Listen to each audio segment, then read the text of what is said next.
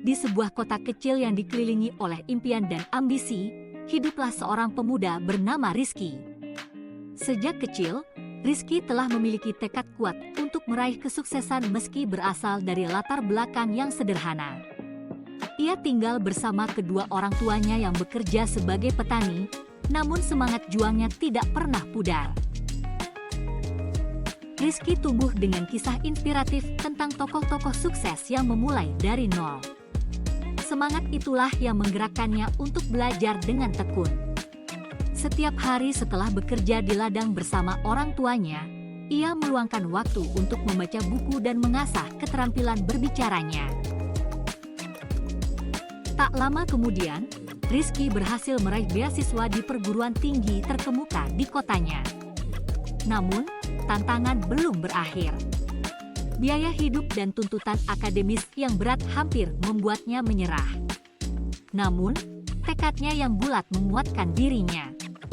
Ia bergabung dengan kelompok belajar, berinteraksi dengan dosen, dan bahkan bekerja paruh waktu untuk memenuhi kebutuhan harian. Setelah lulus, Rizky menghadapi persaingan ketat di dunia kerja. Ia mengirim puluhan surat lamaran setiap hari, tetapi seringkali mendapatkan tanggapan negatif. Namun, ia tidak putus asa. Ia merasa bahwa setiap penolakan hanyalah langkah menuju kesuksesan yang lebih besar. Akhirnya, ia mendapatkan kesempatan bekerja di sebuah perusahaan kecil sebagai asisten administratif. Rizky tidak pernah menganggap pekerjaannya sebagai jalan buntu. Ia belajar dari setiap pengalaman, bertanya kepada rekan-rekan yang lebih berpengalaman, dan berusaha untuk memberikan yang terbaik dalam setiap tugasnya. Keuletannya membawa dampak positif, dan tidak lama kemudian ia mendapatkan promosi menjadi manajer administrasi.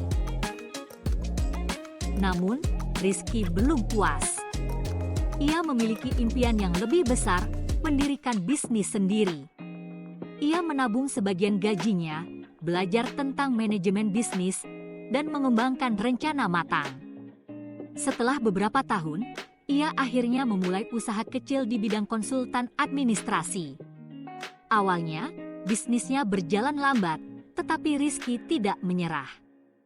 Ia memanfaatkan media sosial untuk mempromosikan layanannya dan bekerja keras untuk membangun reputasi yang baik.